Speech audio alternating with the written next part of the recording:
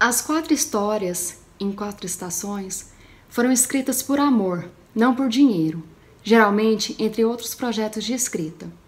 Eles têm uma sensação agradável e ao ar livre, eu acho, mesmo nos momentos mais sombrios.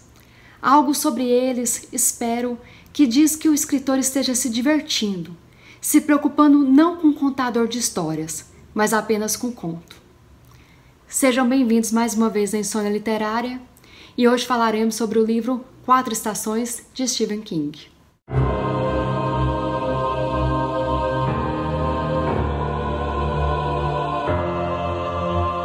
Quatro Estações. Ele foi publicado em 1982, sob o nome Different Seasons. Esse aqui é o meu livro bem velhinho, da Editora Objetiva, edição 2001, meu Deus do céu. Aqui, sujeira, coitado. A capa é da Pós Image Design, a tradutora é Andrea Costa. É um dos meus livros prediletos e uma das partes que eu mais gosto é o pós-fácio. Tanto no pós-fácio como no prefácio, o King conversa com seu leitor fiel. E aqui a gente acaba descobrindo a sua inspiração, os bastidores, os medos. Mas eu posso falar para vocês, é aqui que a gente consegue sentir. Para aquele leitor que fala, não vou ler King porque ele só escreve terror e eu não gosto desse gênero literário, pode adquirir sim 4 Estações sem medo, porque aqui você vai descobrir. O Stephen King, ele já escreveu vários gêneros literários. Ele não escreve somente terror, ele já escreveu poemas, não ficção, contos de ficção, novelas de ficção e romances. Como eu havia dito, o livro é dividido em 4 partes. Primeiro, teremos a Primavera Eterna, a história de Rita Hayworth e a redenção de Shawshank. Essa novela é extremamente conhecida por causa do filme Sonho de Liberdade. Inclusive, muitas pessoas ficam assustadas quando eu falo que foi inspirada em uma novela do Stephen King. E o que temos aqui? Em 1948, Andy Dufresne chega à prisão de Shawshank.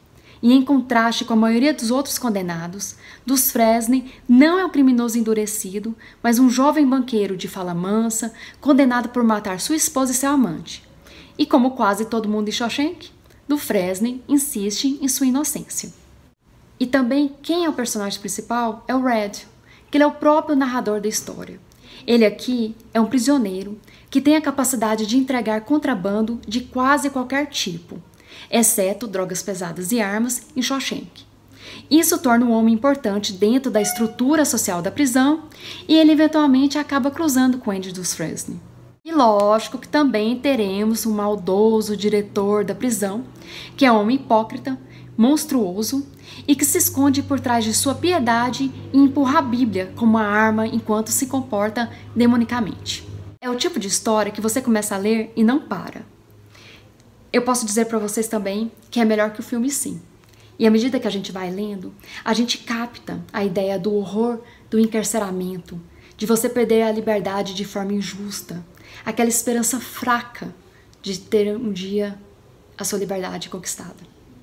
Em nossa segunda estação, teremos o Verão da Corrupção, que é o Apte Pupil, ou Aluno Inteligente. Também foi adaptado. Eu gostei do filme, é extremamente difícil de achar, mas eu falo que se você fuçar bastante aí, você também vai conseguir. Mas o que fala a história?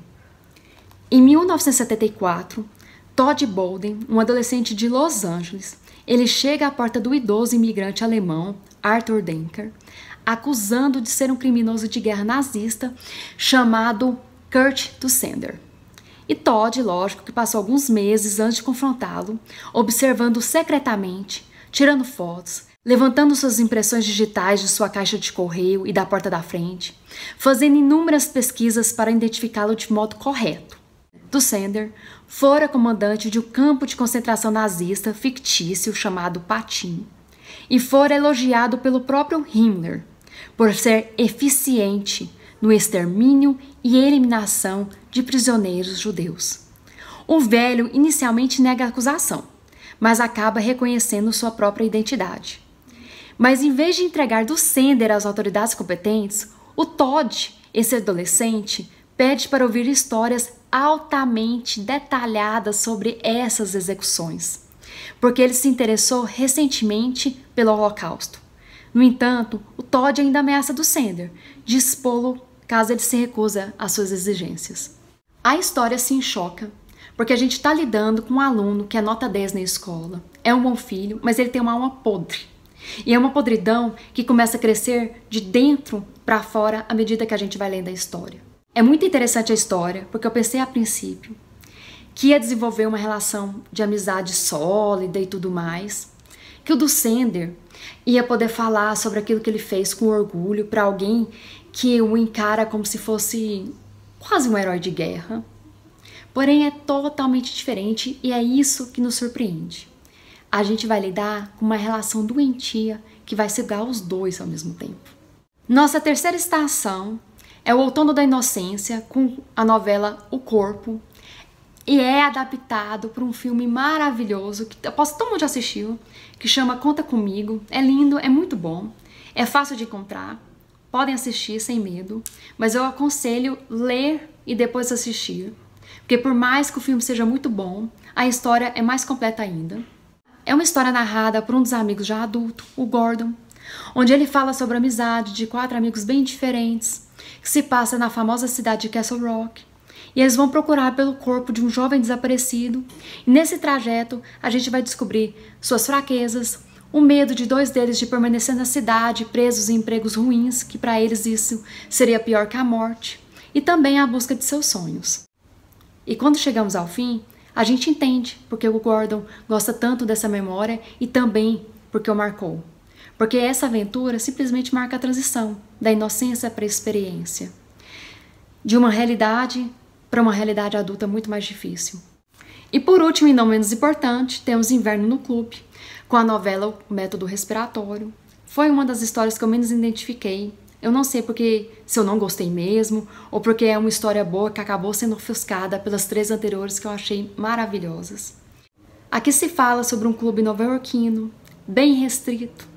Não se fala o nome dele, porém esse clube é citado no livro Tripulação de Esqueletos, no conto O Homem que Não Apertava as Mãos.